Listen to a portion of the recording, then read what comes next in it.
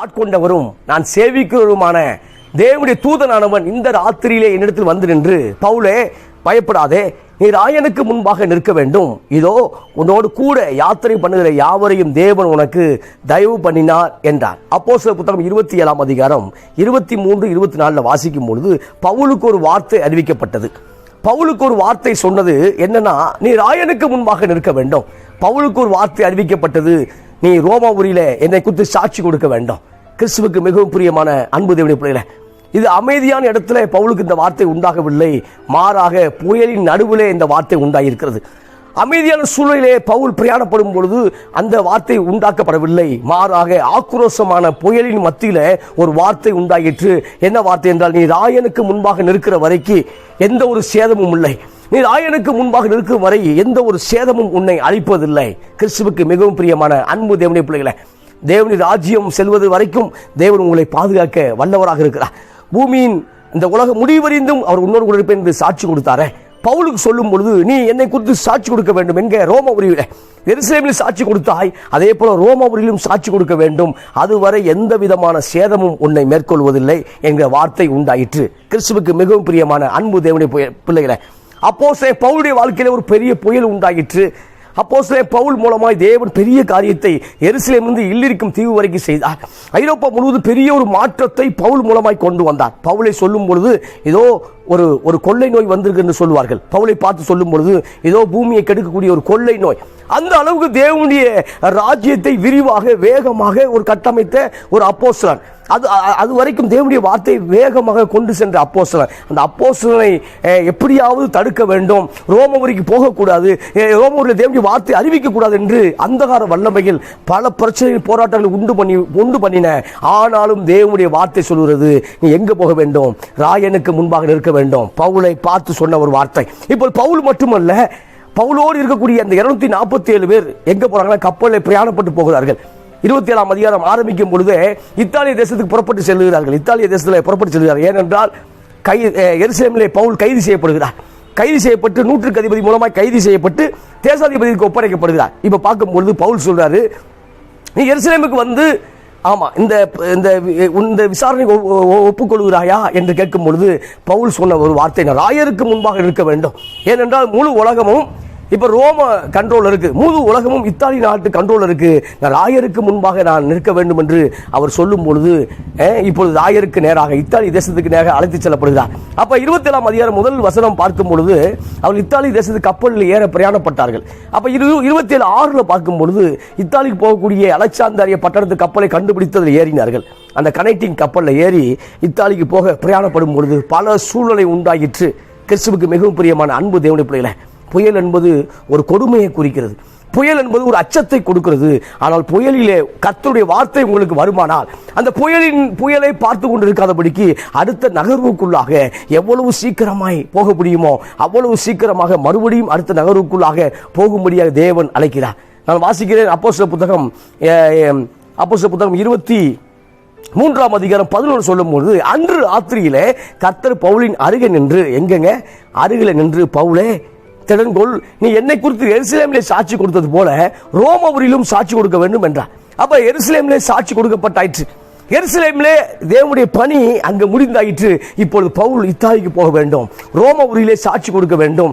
எனவே சாட்சி கொடுக்க போகும் பொழுதுதான் பல விதமான புயல்களை சந்திக்கிறார். பிரியமானவர்களே, இந்த காலை வேளையில கிறிஸ்துவுக்கு மிகவும் பிரியமான அன்பு தேவனுடைய பிள்ளைகளே, பல விதமான புயல்கள் உங்களுடைய வாழ்க்கையில அச்சுறுத்துதோ, பலவிதமான காற்று, கொடுங்காற்று உங்களுடைய வாழ்க்கைங்கிற அந்த கப்பலை மோதுகிறதோ, கவலை கொள்ள வேண்டாம்.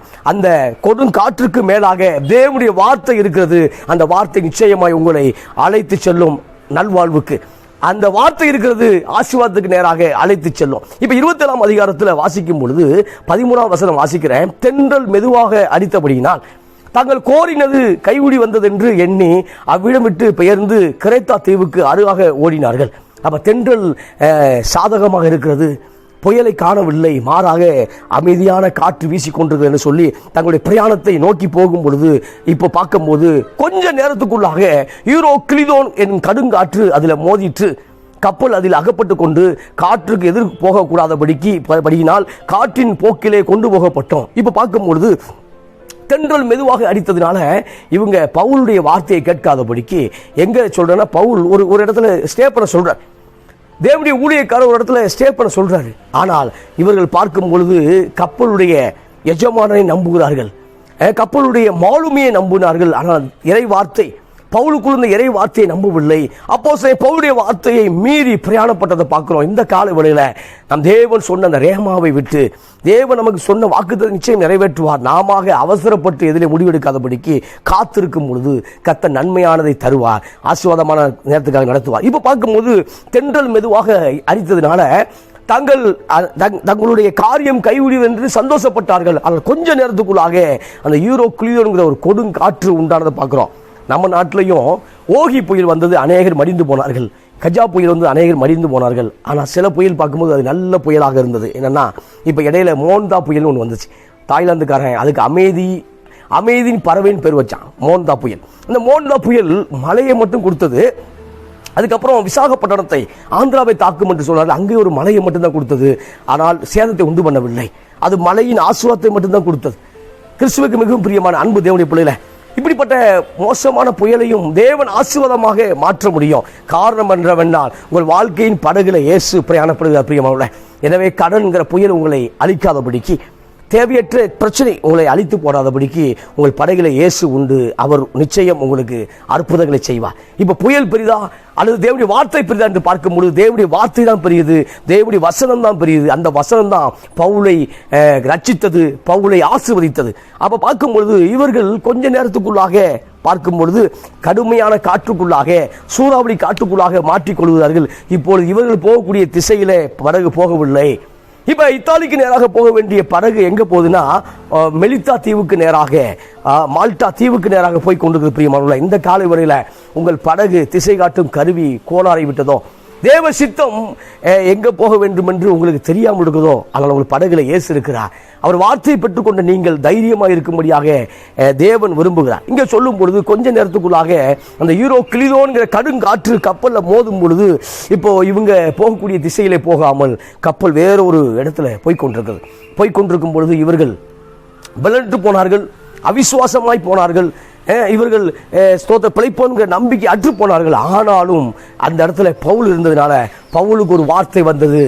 அந்த வார்த்தை தான், நீ ராயருக்கு முன்பாக நிற்க வேண்டும். அந்த வார்த்தை தான் உன்னோடு கூட இருக்க யாவரையும் கர்த்தர் நினைத்தார் என்கிற வார்த்தை தான். இந்த காலை வேளையில் அன்பு சகோதரிய, அன்பு சகோதரா, புயலை பார்த்து ஏமாற்றப்பட்டு விட்டாயோ, புயலை பார்த்து பயந்து போனாயோ, பவுலுக்கு விரோதமாக பல புயல்கள் அடித்தது. சூப்பர்ல, பவுலுக்கு விரோதமாக பல புயல்கள் அடித்தாலும் பவுலை கர்த்தர் ஆசீர்வதித்தார். இந்த கால வேளையில பவுலை ஆசீர்வதித்தவர் உன்னையும் ஆசீர்வதிக்க அவர் போதுமானவராக இருக்கிறார். இப்ப எல்லாரும் வாழ்க்கையிலும் ஊழியங்களிலும் பிரச்சனைகளிலும் பிரச்சனை உண்டு. எல்லா இடத்திலும் ஒரு புயலை கடந்துதான் ஆக வேண்டும். புயலுக்கு பிறந்துதான் ஒரு அமைதிங்கிறான், புயலுக்கு பின்பு ஒரு அமைதிங்கிறான். அப்ப புயலை சந்திக்க நீ ஆயத்தமாகும் பொழுது அந்த புயல் தான் அது விசுவாசத்தை குறிக்கிறது. அந்த புயல் தான் நீ மறுபடியும் ஆண்டவர்கிட்ட இருக்கியா இல்லையாங்கிற அந்த டெஸ்ட் பண்ணி அந்த புயல் தான். இப்ப பார்க்கும்போது அநேக நாட்கள், எத்தனை நாட்கள்னா ஒரு 14 நாட்கள் அவர்கள் சூரியனை பார்க்கவில்லை, சந்திரனை பார்க்கவில்லை, நட்சத்திரங்களை பார்க்கவில்லை. அப்போ 27ஆம் அதிகாரம் 20 வாசிக்கிறேன், அநேக நாளாய் சூரியனாவது நட்சத்திரங்களையாவது காணப்படாமல் மிகுந்த பெருங்காற்று மழையும் அடித்துக் கொண்டிருந்தபடினாலே இனி தப்பி பிழைப்போம் என்கிற நம்பிக்கை முழுமையும் அற்று போயிற்று. நம்பிக்கை இல்லை பிரதர், என் குடும்பம் உறுப்பினர் நம்பிக்கை இல்லை, என் ஃபேமிலி ரட்சிக்கப்படும் நம்பிக்கை இல்லை, எனக்கு ஒரு எதிர்காலமே இல்லை பிரதர். அவ்வளவுதான், அப்படிதான். ஆமா, கடன்கிற பிரச்சனையிலிருந்து வெளியே வரவே நம்பிக்கை இல்லை. ஒருவேளை இதை சிந்தித்துக் கொண்டிருக்க அருமையான சகோதரனே, அருமையான சகோதரியே, உனக்கு தான் இந்த வார்த்தை தீர்க்கதரிசனமாய் வருகிறது. எந்த புயல் அடித்தாலும் அந்த புயலின் நடுவுல தேவனுடைய வார்த்தை இருக்கிறது. அந்த கண்மலையை பிடித்துக் கொள்ளுங்கள். அந்த கண்மலை, அந்த பாறை, அஸ்திபரமான பாறை இயேசுவை பிடித்துக் கொள்ளும் பொழுது இயேசு நிச்சயமாய் உங்களை ஆசீர்வதிக்க அவர் போதுமாய் இருக்கிறார். இப்ப அநேக நாள் சூரியனை பார்க்கவில்லை, நட்சத்திரங்கள் பார்க்கவில்லை. மறுபடியும் சொல்லப்படுகிறது, அநேக நாளாக அவர்கள் போஜனம் பண்ணாமல் இருந்தபோது, ஆமா, பவுல் அவர்கள் நடுவே வந்து, மனுஷரே, இந்த வருத்தமும் சேதமும் வராதபடிக்கு என் சொல்லை கேட்டு கிரேத்த தீவில் இருந்திருக்கலாமே, நீங்க புறப்படாமல் அங்கே இருந்திருக்கலாமே என்று சொன்னாரு. ஆனா சொல்லிட்டு அவங்க கஷ்டப்படுத்தல, சொல்லி கொண்டு அவங்களை குற்றப்படுத்தல. பரவாயில்லை, அடுத்த நகருக்குள்ளாக பவுல் அவர்களை நடத்தி செல்கிறார். இந்த காலவெளியில பிரச்சனை போராட்டங்கள் இருக்கும் பொழுது அதவே பேசி இன்னும் பெரிய பிரச்சனைக்குள்ளாக மாட்டிக்கொள்ளாதீர்கள், பெரிய அழிவுக்குள்ளாக மாட்டிக்கொள்ளாதீர்கள். அடுத்த நகருக்குள்ளாக கர்த்தருடைய ஆவியானவர் இந்த நாள் உங்களை அழைக்கிறார். இந்த பகல் வேளையில கர்த்தருடைய ஆவியானவர் என்ன உங்களை அழைக்கிறார் என்னன்னா மறுபடியுமாக. ஆமாம், எங்கே ஆரம்பிக்க வேண்டுமோ, எங்கே போய் பவுலை கொண்டு போய் சேர்க்க வேண்டுமோ, எங்கே போய் நீ நிற்க வேண்டுமோ அந்த இடத்துக்கு நேராக உன்னை அழைக்கிறார். அப்போ தான் சொல்லும்போது தான் சொல்கிறாரு, ஆகிலும் திடமனாயிருந்து இப்போது உங்களுக்கு தைரியம் சொல்லுகிறேன். திடமனாயிருங்கள், தைரியம் சொல்கிறேன். பவுல் தைரியமாக சொன்ன வார்த்தையை நான் மறுபடியும் உங்களுக்கு சொல்லுகிறேன், தைரியமாயிருங்கள். இந்த புயல் உங்கள் குடும்பத்தை காலி செய்வதில்லை. இந்த புயல் உங்களை ஸ்தோத்திரம் நிலைகுலை ஒருவேளை வைத்திருக்கலாம், அது உண்மையாக இருக்கலாம். இந்த புயல் உண்மையில ஒரு நிலைகுலை வைத்திருக்கலாம். ஆனால் தேவன் சொல்லுகிறார், உங்களை அந்த புயல் ஆமாம் காலி செய்வதில்லை. எந்த ஆமாம் சேதாரம் இல்லாமல் நீங்கள் காப்பாற்றப்படுவீர்கள். அப்போ போய் சொல்லும் பொழுது இப்போ தான் அந்த வார்த்தையை சொல்கிறார். இப்போ தான் மறுபடியும் அந்த வார்த்தை என்ன, நான் ஆட்கொண்டவரும் நான் சேவிக்க தூதரானவர் ஒரு விஷனை பார்க்குறார் பவுல். ஒரு வார்த்தையை கேட்க ஒரு விஷனை பார்க்குறார். அந்த விஷன் தான், ஆமாம் நீ யாத்திரை பண்ணுகிற பவுலே, உன்னோடு கூட யாத்திரை பண்ணுகிற யாவருக்கும் தேவன் தயவு உண்டு பண்ணின. அந்த காலை உடையில் உன் நிமித்தம் உன் குடும்பத்தை தயவு பண்ணுகிறார், உன் நிமித்தம் உன் திருச்சபைக்கு தயவு பண்ணுகிறார், உன் நிமித்தம் உன்னுடைய ஃபேக்ட்ரிக்கு, உன் நிமித்தம் உன்னுடைய லேபர்ஸுக்கு, உன் கூட இருக்க எல்லாத்துக்கும் கர்த்தர் யோசேப்பு நிமித்தம் எகிப்துக்கும் எகிப்துடைய அந்த மொத்த தேசத்தை தயவு பண்ணியது போல இந்த நாளில் உன் நிமித்தம் ஆமாம் எல்லாத்துக்கும் தயவு பண்ணுகிறார். பைசலால் இப்போ சொல்லும் பொழுது அப்போ தான் சொல்கிற, பவுலை பயப்படாதே, பவுலை பயப்படாதே என்று சொன்ன உடனே பவுலுக்குள் ஒரு வார்த்தை கிடைத்து விட்டது. இப்பொழுது பவுல் என்ன செய்யணும் அப்படின்னா, அவர் தைரியமாக இருந்ததை பார்க்குறோம். பைசலால் ஏனென்றால் பவுல் ஆமாம் எங்கே நிற்கணும், ராயனுக்கு முன்பாக நிற்க வேண்டும். இந்த பவுல் எருசலேமில் கைது செய்யப்படுகிறார். கைது செய்யப்படும்போது ஆமாம் இந்த இடத்துல இருந்து நான் வழக்கை விசாரிக்கப்படவில்லை வேண்டாம் என்று சொல்கிறார். ஏனென்றால் எப்படியாவது பொய் சொல்லி ஏதாவது மாட்டி விட்டுருவாங்க. எனவே என் வழக்கு எருசலேம் அல்ல, என் வழக்க ரோமபுரியில் ராயனுக்கு நான் அபயமிடுகிறேன். அப்படி சொல்லும்போது அவர் ராயனுக்கு அபயமிடும் பொழுது அந்த வழக்கை ராயன் அதை பார்க்குற 25ஆம் அதிகாரம், அப்போ 25ஆம் அதிகாரம் ஆமாம் 25 ஆமாம் 11 வாசிக்கும் பொழுது, இவர்கள் என் மேல் சாட்டுகிற குற்றங்கள் முற்றிலும் அபத்தமானதால் அவர்களுக்கு தயவு பண்ணும் பொருட்டு ஒருவரும் என்னை அவர்களுக்கு ஒப்புக் கொடுக்கல் ஆகாது, ராயருக்கு அபயமிடுகிறேன் என்றார். இப்போ ராயருக்கு அபயமிடுகிறேன் என்று சொன்னால் இப்பொழுது மற்ற தேசாதிபதி விசாரிக்கக்கூடாது, நூற்றுக்கு அதிபதி விசாரிக்கக்கூடாது, மாறாக யார் விசாரிக்க வேண்டும் என்றால் ராயன், அந்த சீசர் தான் விசாரிக்க வேண்டும். இப்போ ராயருக்கு நான் அபயமிடுகிறேன் என்று சொல்லும் பொழுது இப்போ இத்தாலி தேசத்துக்காக அனுப்பப்படுகிறார்கள். அனுப்பும் பொழுது பல புயல்களை சந்திக்கிறார். ஆனால் புயலிலே பவுல் மாற்றிக்கொள்ளவில்லை. பிரியமானவர்களே, புயலிலே சேதம் கப்பலுக்கு உண்டாயிற்று, புயலிலே கப்பலுடைய பொருட்களுக்கு சேதம் உண்டாயிற்று, ஆனால் ஜீவன் காப்பாற்றப்பட்டது. அதில் வாசிக்கும் பொழுது நான் வாசிக்கிறேன். அப்போ அதில் பார்க்கும்போது பவுல் தைரியம் கொடுக்குறார். தைரியம் கொடுத்து அவர்களை என்ன செய்கிறாருன்னா காப்பாற்றி, நாமும் தைரியம் கொடுக்கணும். பிரச்சனை போல இருக்கவங்களுக்கு மத்தியிலே இன்னும் ஆமாம் தேவனுடைய விசுவாசத்தை விதைக்க வேண்டும். அதுக்கு பதிலாக தேவன் உன்னை கைவிட்டார், தேவன் உன்னை மறந்தார்னு சொல்லி அவர் இன்னும் நோகடிக்கக்கூடாது. மாறாக இல்லை இன்னொரு ஆசீர்வாதம் உனக்கு நேராக வந்து கொண்டிருக்குதுன்னு சொல்லி அவர்களை ஆசீர்வதிக்க வேண்டும். அதை வாசிக்கிறேன். அப்போ 27ஆம் அதிகாரம் 33 சொல்லும் பொழுது, பொழுது விடுகையில் எல்லாரும் போஜனம் பண்ணும்படி பவுல் அவர்களுக்கு தைரியம் சொல்லி, நீங்கள் இன்றும் 14 நாளாய் ஒன்றும் சாப்பிடாமல் பட்னியாக இருக்கு. 14 நாள் சாப்பிடலை, 14 நாள் சூரியனை பார்க்கவில்லை, எவ்வளோ ஒரு கொடுமை. 14 நாள் சந்திரனை பார்க்கவில்லை, கொடுமை. 14 நாட்கள் அவள் போஜனம் பண்ணவில்லை. ஏனென்றால் அவங்க சுற்றி பார்க்கக்கூடிய அந்த சீனரி, சுற்றி பார்க்கக்கூடிய அந்த சூழ்நிலை ஆசீர்வாதமாக இல்லை, அழகா இல்லை, அலங்கோலமாக, பயமாக, திகிலாக இருந்தது. ஆனால் வார்த்தை மட்டும்தான் சொல்லிச்சு, நீ தப்புவிப்பாய், வார்த்தை சொல்லி நீ காப்பாற்றப்படுவாய். இப்போ எனவே பவுல் மற்றவங்களுக்கு இது என்கரேஜ் பண்ணுறத பார்க்குறோம். பவுல் போகிறதே கைது செய்யப்பட்டு தான் போகிறார். பவுலே குற்றவாளியாகத்தான் இத்தாலிக்கு போய் கொண்டிருக்கார். இப்பொழுது பார்க்கும்பொழுது பவுல் மாலுமையை போல பேசி கொண்டிருக்கிறார். பவுல் அந்த இடத்துல ஒரு இறைவாக்கு அந்த இடத்துல அவருக்குள்ள வேலை செய்து கொண்டிருக்கிறது. இப்போ பவுல் சொல்லும் பொழுது, நீங்கள் தப்பி பிழைப்பதற்கு அது உதவியாக இருக்கும். எதுக்கு? நீங்கள் சாப்பிடுங்க, சாப்பிட்டாதான் நீச்சல் அடித்தா தப்பிக்க முடியும், சாப்பிடுங்கன்னு சொல்லி உங்கள் தலையிலிருந்து ஒரு மயிரும் விழாது என்றார். இப்படி சொல்லி அப்பத்தை எடுத்து எல்லாருக்கும் முன்பாக தேவனை ஸ்தோத்தரித்து அதை பிட்டு புசிக்க தொடங்கினார்கள். அப்பொழுது எல்லாரும் திடமனப்பட்டு புசித்தார்கள். கப்பலில் 276 பேர் இருந்தோம். இப்போ திருப்தியாய் புசித்தார்கள். ஆமாம் 276 பேர். ஆமாம் 276 பேரும் கைதிகள் தான். அப்போ எங்கே போய் கொண்டிருக்காங்க? இத்தாலி தேசத்துக்கு போய் கொண்டிருக்கார்கள். இப்போ பார்க்கும்பொழுது திருப்தியாய் புசித்தார்கள். புசித்த பின்பு அந்த மீதி உள்ள கோதுமைகளை கடலிலே தள்ளி படகை கப்பலை இலகுவாக்கினார்கள். இந்த காலை வேளையில் உங்கள் வாழ்க்கைங்கிற கப்பலை கொஞ்சம் இலகுவாக்குங்க. உங்கள் மனசில் கண்டகளை ஏற்றிக்கிட்டு தேவையற்ற பிரச்சனைகளை ஏற்றிக்கிட்டு ஹெவி லோடோட பிரயாணம் பண்ணாதீங்க. கப்பலை அவர்கள் கோதுமையை சாப்பிட்டது போக இப்போ கோதுமையை மறுபடியும் அங்கே வரை கொண்டு போக முடியாது. ஏன்னா ஜீவன் தப்பிக்கப்பட வேண்டும், பாதுகாக்கப்பட வேண்டும். அவன் 14 நாள் சாப்பிடாம இருந்தே செத்து போகலை. அப்போ இன்னும் பரவாயில்லை அப்படின்னு சொல்லி திருப்தியாய் புசித்த பின்பு கோதுமையை கடலிலே தள்ளிவிட்டு அவர்கள் கப்பலை இலகுவாக்கினார். இந்த காலையில் சகோதரா சகோதரியே, தேவையற்ற பிரச்சனையோடு லோடோடு என்ன வேண்டாம், நீ ஏங்க வேண்டாம், அது எல்லாத்தையும் இலகுவாக்கிரு. நாளைய தினத்தை கர்த்தர் பார்த்துக் கொள்வார், உன் எதிர்காலத்தை கர்த்தர் பார்த்துக் கொள்வார். எனவே புயல் நடுவில் ஒரு வார்த்தை உண்டாயிற்று, நீ ராயனுக்கு முன்பாக நிற்க வேண்டும். அதிலே பார்க்கும் பொழுது அவர்கள் அதிக வருத்தத்தோடு தான் பிரயாணப்படுகிறார்கள். ஆமாம், அதிக வருத்தத்தோடு என்ன செய்கிறாங்கன்னா பிரயாணப்படுகிறார்கள். வாசிக்கிற 27ஆம் அதிகாரம் 7 வாசிக்கும் பொழுது, காற்று எங்களை தடுத்தபடினாலே நாங்கள் அநேக நாள் மெதுவாய் சென்று வருத்தத்தோட கினிது பட்டணத்துக்கு எதிரே வந்து சல்மோனோ ஊருக்கு எதிராய் கிரேத்தா தீவின் ஒதுங்கிலே ஓடினோம்.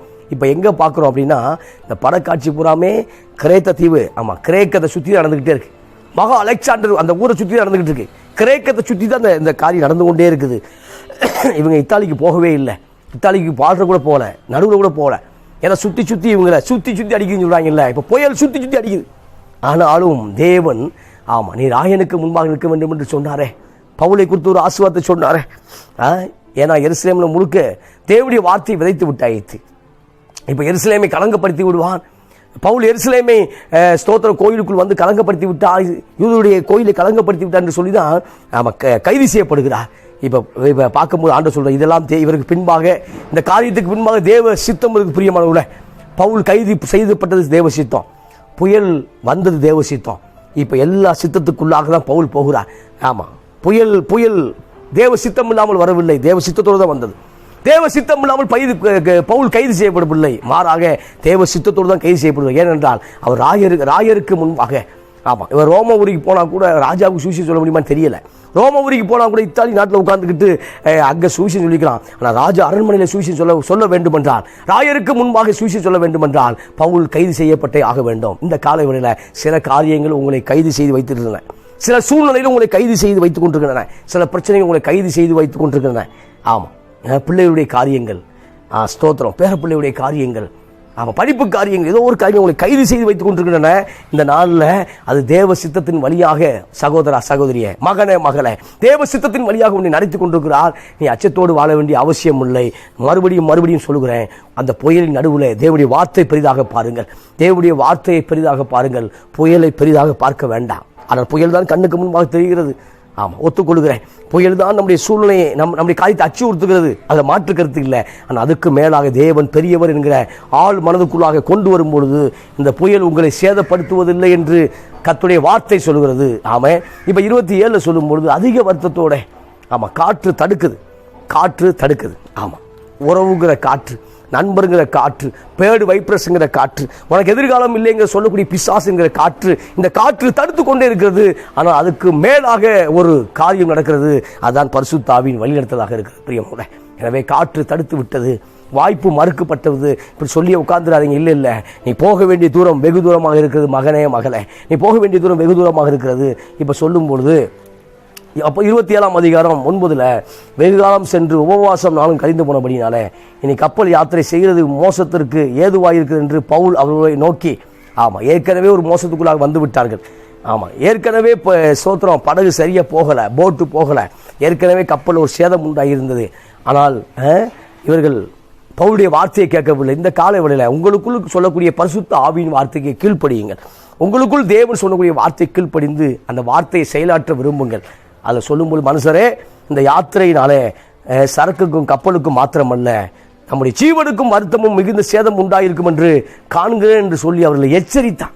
பவுல் ஒரு எச்சரிப்பு வந்துச்சு, பவுல்கிட்ட ஒரு எச்சரிப்பு வந்துச்சு. யார்ட்டனா, அந்த மொத்தமாக கிளம்புறாங்கல்ல, இத்தாலிக்கு போகிறாங்கல்ல 276 பேர், அந்த மொத்த ஒரு டீமுக்கு, ஆமாம், எல்லாம் கைதிகள் அல்லது படை வீரர்கள் அல்லது ஆமாம் மாலுமிகள் எல்லாமே சேர்த்து தான். இப்போ மொத்த காரியத்துக்கு ஒரு எச்சரிப்பு உண்டாகிறதுனா, இனி பிரயாணப்பட வேண்டாம், இங்கு ஸ்டே பண்ணுவோம்னு சொன்னால் இவங்க என்ன பண்ணுறாங்கன்னா, 11ஆம் வசனம், பவுலுடைய வார்த்தை கீழ்ப்படியவில்லை. அதை வாசிக்கிறேன். 11ஆம் வசனம், 100க்கு அதிபதி பவுலினால் சொல்லப்பட்டவைகளுக்கு சொல்லப்பட்ட பார்க்கிலும் மாலுமியையும் கப்பல் எஜமானையும் அதிகமாய் நம்பினான். இப்போ அதிகமாக யாரை நம்புறான்னா, சாஸ்திரம் படித்தவர்களை, வான சாஸ்திரங்களை படித்தவர்களை, மாலுமிகளை, சயின்ஸை படித்தவனை, ஆமாம், இயற்கை சீற்றத்தை கணிக்கிறவனை, வானிலை அறிக்கை படிக்கிறவனை, வானிலை ஆராய்ச்சி செய்கிறவனை தான் அதிகமாக கணித்தார்கள். அதிகமாக கப்பல் எஜமானனை நம்பினார்கள். யார்? நூற்றுக்கு அதிபதி. இந்த நூற்றுக்கு அதிபதி தான் அங்கே ஒப்படைக்கணும். அப்போ அதிகமாக இவரை நம்பிக்கொண்டே இருந்தார்கள். Praise the Lord. காரணம் என்னவென்றால், கிளைமேட்டு மாறுறதுனால, வெதர் மாறுற மாதிரி பார்த்ததுனால, இவர் வெதருக்கு மேலே புயலை ஏற்கனவே ஆவியில் பார்த்துட்டார். ஆமாம், வெதரை புயலை ஏற்கனவே ஸ்பிரிச்சுவலில் பார்த்துட்டார், காதுகளில் பார்த்துட்டார், கண்களில் பார்த்துட்டார். அதனால் எச்சரிக்கிறார். ஆனால் அதை மீறி பிரயாணப்படுகிறார்கள். கேட்டால் வசதி இல்லைங்கிறான். 12 வசனம். அந்த துறைமுகம் மழைக்காலத்தில் தங்குவதற்கு வசதியாகிறது அப்படின்னாலே அவ்விடத்தை விட்டு கிளம்பினார்கள். வசதியாக இல்லை. இந்த நாளில் வசதியாக இல்லைன்னு சொல்லிட்டு போகிறதுனால எங்கே போயிடும்னா, நமக்கு வேண்டிய பொருட்களை எல்லாம் தொலைத்து விட்டு போய் கொண்டிருக்கிறோம். ஆமாம், சில இடத்துல வசதியாக இல்லை, பரவாயில்லை. ஆனால் வார்த்தை இருக்கிறது இல்லை. அந்த வார்த்தை, ஆமாம், உனக்கு வசதியாக இல்லாட்டாலும் பரவாயில்ல, வார்த்தை இருக்குல்ல, அவனை சரியாக கொண்டு போயிடும். இங்கே மழை காலத்துக்கு வசதியாக இல்லை, அங்கங்கே ஒழுகுது, அங்கங்கே அந்த துறைமுகம் ஒழுகி கொண்டிருக்கு, லீக் ஆகிட்டு. இப்போ அதுக்கு போய் சேஃப்டியாக இல்லைங்கிறக்காக பிரயாணப்பட்டு பயங்கரமான புயலிலே மறுபடியும் மாட்டிக்கொள்கிறார்கள் பிரியமானவர்களே. ஆமாம், ஏன்னா தென்றல் மெதுவாக அடிச்சிச்சுல, தென்றல் வந்து விட்டது, இனி புயலை நான் காண்பது இல்லை என்று சொல்லி பிரயாணப்படும் பொழுது தான் அந்த யூரோக்ளிதோன்கிற கொடுங்காற்று கப்பலில் மோதி கப்பலை உடைச்சிக்கிட்டு இருக்கு. ஆமாம், இந்த காலை வேளையில் அப்படிப்பட்ட காற்று அடிக்குதா? அந்த காற்று அடிக்குதா? அந்த காற்றிலும் கர்த்தருடைய கரம் இருக்கு என்று சொல்லுகிறேன். அந்த கொடுமையான காற்றிலும் தேவனுடைய வார்த்தை இருக்குது என்று நான் உங்களுக்கு பதிவு செய்ய விரும்புகிறேன். எனவே இந்த காலை வேளையில் அநேக நாள் சூரியனை பார்க்காமல் இருக்கிறீங்களா? சூரியனாவும் நட்சத்திரத்தை பார்க்கவில்லை, அதாவது நல்ல சீனை பார்க்கல. ஆமாம், நல்ல வார்த்தையை கேட்கல. எங்கே பார்த்தாலும் புயலை கேட்கிறோம். புயல், போராட்டம், அவமானம், நிந்தை. அதிலிருந்தும் இயேசு கிறிஸ்து இன்றைக்கு உங்கள் வாழ்க்கையில் அற்புதம் செய்கிறார். கடனுங்கிற புயலிருந்து உங்களை வெளியே கொண்டு வர்றார். கஷ்டங்கள், நஷ்டங்கள்ங்கிற வியாதிகள், போராட்டம்ங்கிற புயலிருந்து உங்களை வெளியே கொண்டு வர்றார். சோர்வு மனப்பான்மை, தாழ்வு மனப்பான்மை, சோர்ந்து போகக்கூடிய ஆவி, இப்படிப்பட்ட காரியத்திலிருந்து மறுபடியுமாய் உங்கள் வாழ்க்கைங்கிற கப்பலை பரிசுத்த ஆவியானவர் இயக்குகிறார். Praise the Lord. அவர் கொண்டு போகிறார். எனவே அடுத்த நகர்வுக்குள்ளாக புயலைவே யோசிக்க வேண்டாம். புயல் எப்படி உருவாயிருச்சு, அது எங்கே வந்துச்சு, இதவே ஆராய்ச்சி பண்ண வேண்டாம். புயல் முடிஞ்சு போச்சு, இப்போ நான் என்ன செய்யணும்? ஆமென். ஆமாம், புயல் வந்த பிறகுதான் தெரியும் அப்படிம்பாங்க. ஏன்னா எவ்வளோ சேதாரம்னு.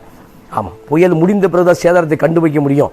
ஆனால் புயலுக்கு பின்பு ஒரு அமைதி என்று நான் உங்களுக்கு சொல்லுகிறேன். புயலுக்கு பின்பாக ஒரு ஆன்மீக வெளிப்பட போகுது என்று நான் உங்களுக்கு சொல்லுகிறேன். இப்போ பார்க்கும்பொழுது பவுலுடைய வாழ்க்கையில் தைரியப்படுத்தி அவரை கொண்டு போகிறார். அப்படி கொண்டு போகும்பொழுது இப்போ மறுபடியும் படகு சேதப்படுகிறது. அதில் பார்க்கும்போது 27ஆம் அதிகாரம் 40 நங்கூரங்களை அறுத்து கடலில் விட்டு சுக்கான்களுடைய கட்டுகளை தளர விட்டு பெரும்பாயை காற்று முகமாய் விரித்து கரைக்கு நேராக ஓடி இருபுறமும் கடல் மோதிய ஒரு இடத்திலே கப்பலை தட்ட வைத்தார்கள். இப்போ கப்பலை நிறுத்தும் போது பல பேர் தப்பிச்சு போயிடுவாங்க, கைதி தானே, தப்பிச்சு போயிடுவாங்கன்னு நினச்சிட்டு, ஆமாம், சேவகர்கள் கொன்றுவோன்னு நினச்சிட்டாங்க. ஆனால் நூற்றுக்கு அதிபதியோ பவுலை காப்பாற்ற மனதாய் அதை வாசிக்கிறேன். அப்போ 27ஆம் அதிகாரம் 43 நூற்றுக்கு அதிபதி பவுலை காப்பாற்ற மனதாக இருந்து அவருடைய யோசனையை தடுத்து நீந்தத்தக்கவர்கள் முந்தி கடலில் விழுந்து கரையேற சொல்றார். Praise the Lord. இந்த காலை வேளையில் உங்கள் யோசனை, ஆமாம், உங்கள் எதிராளிகளின் யோசனை, பிசாசின் யோசனை நிச்சயம் பலிக்காது. உங்களை குறித்து தேவனுடைய யோசனை மாத்திரம் பலிக்கும் என்று நான் உங்களுக்கு சொல்லுகிறேன். உங்களுக்கு தேவனுடைய சித்தம் மாத்திரம் பலிக்கும் என்று நான் உங்களுக்கு சொல்லுகிறேன். கர்த்தரை விட்டுவிடாதபடி எச்சரிக்கையாக இருங்கள்.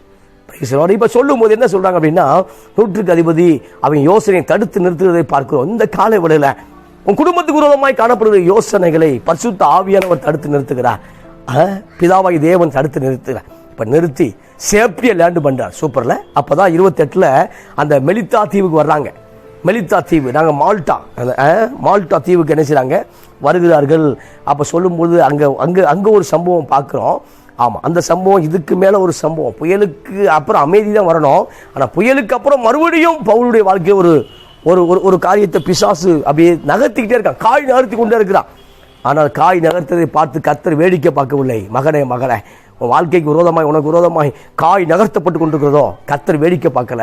கர்த்தர் சரியான நேரத்தில் சரியாக இயங்குவார் என்று நான் சொல்ல விரும்புகிறேன். அப்போ சரியாக கர்த்தர் பதிலளிப்பார். இப்போ 28 வரும்பொழுது நாங்கள் தப்பி கரை சேர்ந்த பின்பு அந்த தீவின் பேர் மெலித்தா என்று அறிந்தோம். தீவினுடைய பேர் மெலித்தா என்று அறிந்தோம். அந்நியராகி அந்த தீவார் எங்களுக்கு பாராட்டின அன்பு கொஞ்சம் அல்ல. அந்த வேலையிலே பிடித்திருந்த மழைக்காகவும் குளிருக்காகவும் அவங்க என்ன செய்யறாங்க, நெருப்பை மூட்டி சூடு உண்டு பண்ணுறாங்க. ஆமாம், அனல் உண்டு பண்ணுகிறார்கள். அனல் உண்டு பண்ணும் பொழுது ஒரு காரியம் நடக்கிறது. பவுல் சில விறகுகளை வாரி அந்த நெருப்பின் மேல் போடுகையில் ஒரு வீரியன் பாம்பு அனல் வைத்து புறப்பட்டு அவருடைய கையை கவ்வி கொண்டது. அப்போ மற்றவங்களாம் விறகு போடும் போதெல்லாம் பாம்பை காணோம், ஆனால் பவுல் போடும் போது தான் பாம்பு வரணுமா? பைசலார். அப்போ எங்கேயோ போகக்கூடிய பிரச்சனைகள் நம்ம தேடி வர வேண்டுமா? எங்கேயோ போகக்கூடிய பிரச்சனைகள் என் வாழ்க்கையில் புயலாக நீடிக்க வேண்டுமா என்றால், உனக்குத்தானே மகனே மகளே வார்த்தை இருக்கிறது, உனக்குத்தானே கர்த்தருடைய வார்த்தை இருக்கிறது, உனக்குத்தானே கர்த்தர் சிங்காசனத்தை வைத்திருக்கிறார், உனக்குத்தானே தேவன் உன்னை கொண்டு தானே பெரிய மக்கள் பெரிய கூட்டத்துக்கு ஒரு காரியத்தை செய்ய போகிறார். எனவே சில நேரம் உனக்கு விரோதமாக சில சம்பவம் நடக்குது, பரவாயில்லை, கர்த்தர் நேர்த்தியாக நடத்துவார். இப்போ பவுல் எப்படியாவது புயலில் கொன்று போட வேண்டும் என்று பிசாசு விரும்பினான். இப்போ மால்டா தீவில் மெலித்தா தீவில் கொன்று போட வேண்டும் என்று பிசாசு விரும்புகிறான். பிசாசு விருப்பத்திற்கு கர்த்தர் இடம் கொடுக்கவே இல்லை. இந்த நாளில் உன் சூழ்நிலைங்கிற விருப்பத்துக்கு கர்த்தர் இடம் கொடுக்க மாட்டேன். ஆமாம், இப்போ பார்க்குற புயல் இருக்குல்ல, அந்த புயலில் நீ அழிஞ்சு போமா, அதுக்கு அந்த இடம் கொடுக்க மாட்டேன். ஏன்னா அதுக்கு மேலே கர்த்தருடைய வார்த்தை இருக்கிறது.